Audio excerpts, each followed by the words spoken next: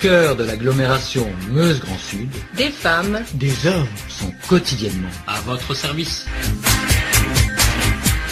Bonjour et bienvenue dans votre chronique au cœur de l'agglomération Bar-le-Duc-Sud-Meuse. Retour sur un fait historique aujourd'hui, le massacre de la vallée de la Sceau le 29 août 1944. Au début août 1944, Hitler décide de faire venir en France la 3e division de Panzergrenadiers, qui est alors en Italie dans la région de Florence. L'un de ces régiments, le 29e régiment de Panzergrenadiers, arrive aussi au sud-ouest de Bar-le-Duc le 28 août. Il répartit ses différentes unités dans plusieurs villages situés entre Bar-le-Duc et Saint-Dizier, notamment dans la vallée de la Sceau.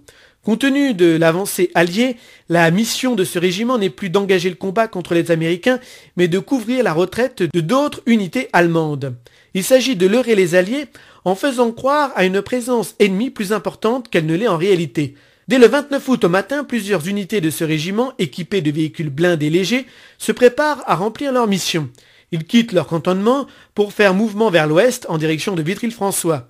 Un de leurs convois circule dans la forêt à proximité de Robert-Espagne, mais il est attaqué par un petit groupe de résistants locaux. Un officier allemand donne aussitôt l'ordre de bloquer l'accès au village qu'ils allaient traverser, tous dans la Meuse et dans la vallée de la Sceau. 4 villages sont particulièrement visés: Robert-Espagne, Beuret-sur-Sceau, Couvenges et Monniéville. À chaque fois, les soldats empêchent toute personne d'en sortir ou d'y pénétrer. À midi, ils raflent les hommes rentrés manger chez eux. Ils fouillent systématiquement les maisons et mettent le feu aux maisons en lançant des plaquettes incendiaires. Les femmes et les enfants fuient sur les hauteurs dominant la vallée. À Robert-Espagne, Couvenges et Monniéville, les hommes raflés sont rassemblés sous bonne garde. Dans les 2 premières localités, ils seront abattus vers 15 heures à l'aide de mitrailleuses. À Monniéville, un notaire qui parle allemand parvient à négocier la libération des otages, mais une femme et 2 hommes perdront néanmoins la vie dans ce village. À Beuret-sur-Sceau, plusieurs, malgré eux, parviennent discrètement à dire aux villageois de fuir. Dans ce village, les 6 victimes du 29 août seront 5 vieillards et une jeune fille abattus devant leur maison en flammes ou tués dans une tranchée abri. À Robert-Espagne, 49 hommes sont fusillés et un autre abattu dans une rue. À Couvenges, 26 hommes sont fusillés. À Trémont-sur-Saône, une localité voisine de Robert-Espagne, une jeune fille de 16 ans a eu la malchance d'être aperçue par des soldats du 29e qui l'abattent.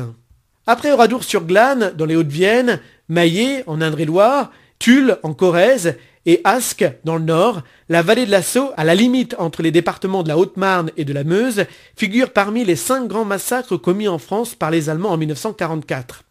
Alors que les premiers sont l'œuvre des SS, celui de ces villages meusiens a été commis par des militaires de la Wehrmacht.